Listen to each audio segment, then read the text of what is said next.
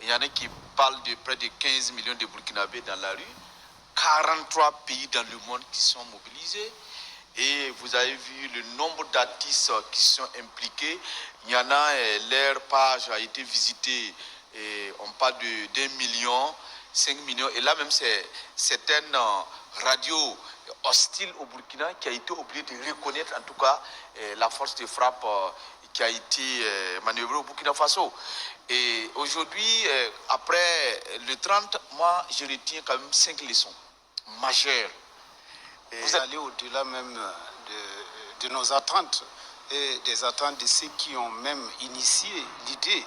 Parce qu'on croyait parler à notre peuple, alors qu'au moment où nous parlions à notre peuple, ce message allait au-delà de notre continent, au-delà de tous les continents du monde. Je crois que ce qui s'est passé le 30, c'est plus qu'un symbole. Parce que non seulement ça prouve une fois de plus aux Américains, surtout, qui ne connaissaient même pas qu'il y a un État qui s'appelait Burkina Faso, de connaître qu'il y a un État qui s'appelle Burkina Faso. Mais une fois de plus, cette mobilisation vient une fois de plus interpeller le peuple burkinabé. Moi, je vois... des Américains.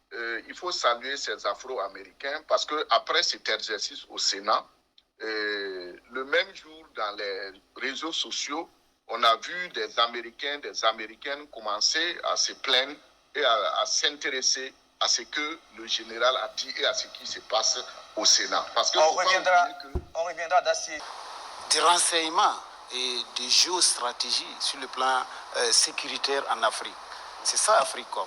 Donc aujourd'hui, le général Langlais a eu le courage de dire que l'or qui doit servir à gérer la misère des populations burkinabées va plus dans la sécurité de nos dirigeants.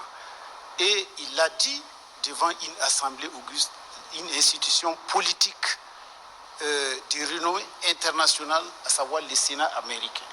En disant ça, je crois que le président, le général a porté un coup à la dignité de l'homme burkinabé. Si vous avez vu que l'organisation n'a pas pris de temps pour aller au-delà de nos frontières, c'est qu'effectivement, le Burkinabé, partout où il s'est trouvé, dans tous les villages du Burkina, dans toutes les provinces du Burkina, s'est senti vexé dans sa dignité, parce que le Burkinabé, quand on parle de Burkinabé, c'est qu'on parle de dignité, on parle de respect, on parle d'intégrité.